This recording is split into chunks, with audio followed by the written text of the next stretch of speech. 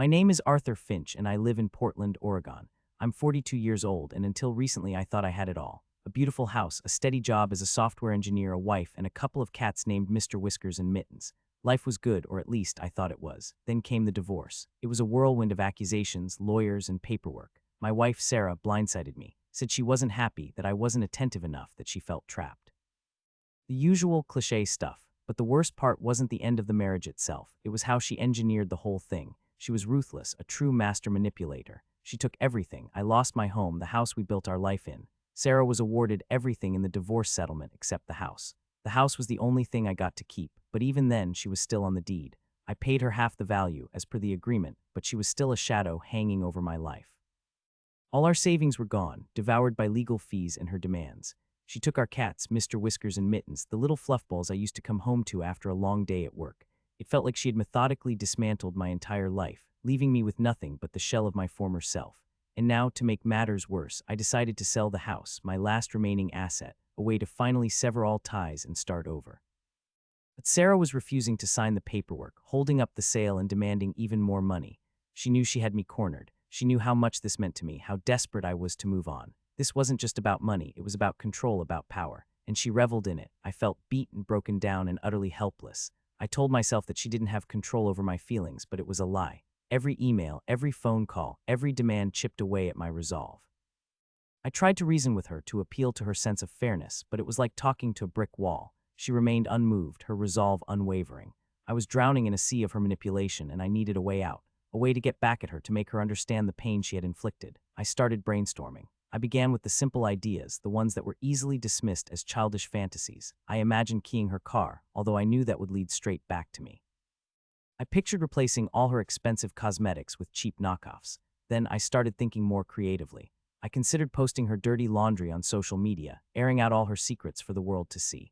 I researched ways to anonymously report her to the IRS for tax evasion, digging into her finances to uncover anything she might be hiding. The ideas swirled, each one a little darker, a little more unhinged. I knew I couldn't do anything that would land me in legal trouble. I needed something clever, something that would sting her, but something that wouldn't come back to bite me. One evening, while scrolling through Reddit, I stumbled upon a thread about revenge stories. Reading about other people's experiences sparked something inside me. The stories gave me a feeling of inspiration. One story detailed how someone had used Sarah's own tactics against her. They had created fake social media profiles, pretending to be admirers, and flooded her inbox with messages, making her the object of unwanted attention. Another described how someone had anonymously reported their ex-partner to their employer, exposing them for something like fabricating qualifications that cost the person their job. The wheels in my mind started turning. I decided to embrace my inner darkness.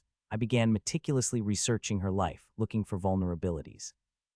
I created a fake online profile, a persona tailored to her interests, and started sending her subtle messages. The goal was to get close, to build trust, and then to exploit that trust. I began with small acts. I registered her email address for countless spam lists, flooding her inbox with junk mail. I signed her up for every dating site imaginable, creating profiles that used her photos and personal information. I sent flowers to her work anonymously with a card that simply said, "Thinking of you."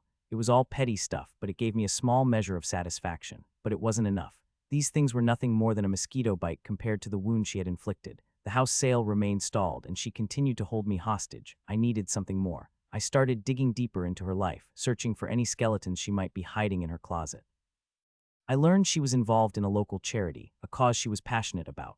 I started attending their events, anonymously donating and observing her interactions with others. Then I uncovered a significant financial discrepancy. She was diverting funds from the charity for her own personal use. This was the opening I needed. I carefully gathered evidence, documenting every transaction, every irregularity. I prepared a detailed report and anonymously sent it to the charity's board of directors. The results were swift and decisive. An investigation was launched and Sarah was fired, her reputation shattered. The news of her embezzlement spread throughout the community, and she became the subject of scorn and ridicule. I felt a surge of satisfaction as I watched her world crumble around her. But I wasn't done. I knew she wouldn't give up easily, that she would fight back with everything she had. She started suspecting me, her eyes narrowed with suspicion whenever our paths crossed. She became even more relentless in her demands, trying to squeeze every last penny out of me. The stakes kept rising. I needed to finish her off. I had a plan, and it was risky. I knew her weakness, her vanity. She was obsessed with her image, with how others perceived her. So I decided to target that. I created a website under a false name. The website was a satirical blog, mocking her and all her endeavors. I used anonymous sources and skillfully crafted stories. I made sure every word was carefully worded to protect myself legally. I posted embarrassing photos I found online, exposing her vanity and her insecurities. The website quickly went viral, spreading like wildfire through the community. It became the talk of the town, with people eagerly awaiting the next post. Sarah was humiliated. Her friends, her colleagues, everyone was talking about it. Her world was collapsing. Finally, I got a call. It was her lawyer. She was willing to sign the paperwork for the house sale. She would take no more money. I had won. As I signed the papers, a wave of relief washed over me. I was free. I had regained control, but the victory felt hollow. I was left with a sense of emptiness and the knowledge of what I had become. Even though she had done terrible things, had caused me great pain, had it been worth. Did I really want to be the sort of person who engaged in such elaborate schemes? As I drove away from the closing, I was greeted by a familiar face. It was Mr. Whiskers, her cat, sitting on the curb outside the house looking up at me. He had escaped. I picked him up and held him close. I went home, and when I opened the door, I found Mittens too. She had left the door open. Both cats were back. I don't know how it happened, but I didn't care. Maybe Sarah had a change of heart. Maybe she realized she had gone too far. Maybe she was just as unhappy as I was. I had my cats back, and as I sat on the couch, surrounded by my furry friends, I smiled. Revenge may be a dish best served cold, but a warm cat is a pretty good dessert.